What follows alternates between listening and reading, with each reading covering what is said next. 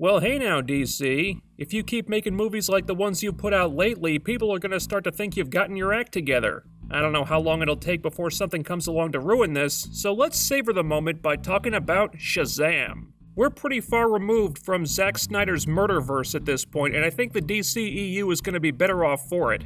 Enter Shazam, their first attempt at a superhero comedy, and a successful one at that.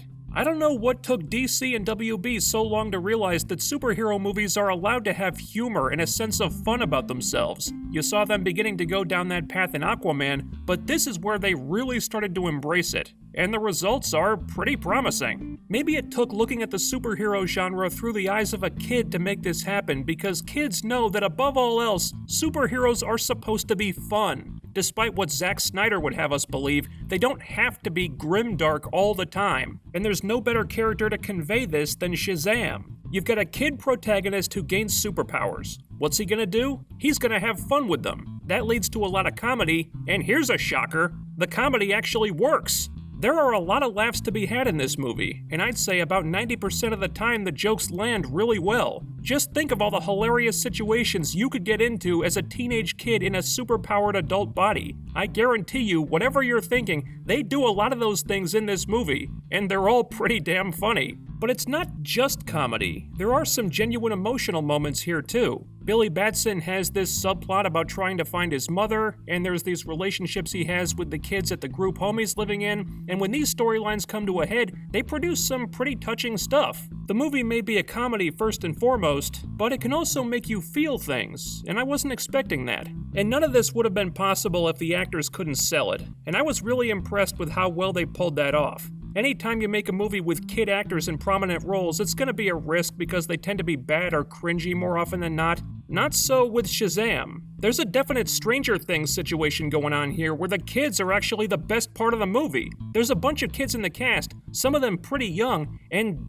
they're all really good. They're funny when they're supposed to be, and when they have to do dramatic acting, they're pretty solid in that too. And when you have kid actors that are genuinely good actors, it really helps make everything around them so much better. Because the movie never forgets that it's about a kid superhero, that means that he's not gonna be perfect. He screws up a lot, he makes mistakes. When he's in trouble, he gets scared and doesn't know what to do. This is the kind of stuff that was missing from Captain Marvel. In that movie, the hero was never in trouble at any point. She didn't really make any mistakes, and that just made her boring. But here, they're not afraid to show that the hero has some flaws to overcome and needs to grow as a character. And that makes Shazam a lot more sympathetic and, let's be honest, a lot more interesting. There are moments in this movie when Shazam is getting his ass kicked. He doesn't know how to beat the bad guy or even if he can. And you feel for him in those moments because this is a kid who's in over his head, facing a villain who's actually menacing and a real threat, unlike the villains in Captain Marvel who were just there so Carol Danvers had someone to punch.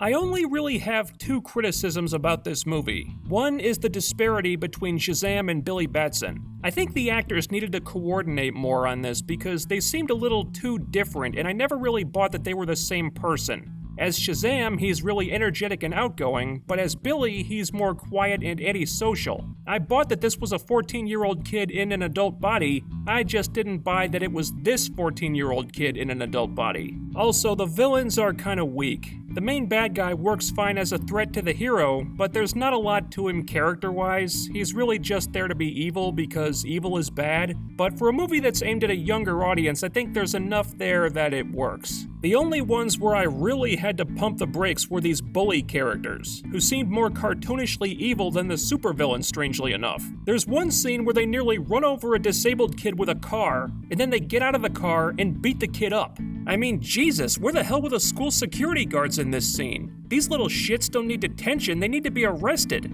So yeah, that part was really hard to swallow, but thankfully they're not in the movie very long and it didn't take away from it that much overall. All the really important stuff the movie gets right, and when it works, I'm happy to say, it works really well. Shazam is a very enjoyable movie that's both funny and heartfelt, with some surprisingly good child actors and a hero who, unlike Captain Marvel, doesn't let identity politics get in the way of being a good character. Sure, the villain isn't as engaging as the rest of the film, but this is hardly the first superhero movie with that problem. There's still more than enough here to make this a really fun watch, so I say check it out, because DC's on a bit of a roll all of a sudden. The jury's still out on that Joker trailer, though. Let me know what you thought of Shazam down below, and while you're at it, be sure to give the YouTube algorithm the middle finger by liking, sharing, subscribing, smashing that bell icon for notifications, and following me on Twitter using the link in the description box so you'll always be notified when new videos get uploaded. I talk movies, TV, comics, trailers, and more, so if you like what you see here, stay tuned, and I'll be back real soon with the next one. Until then, over. Out.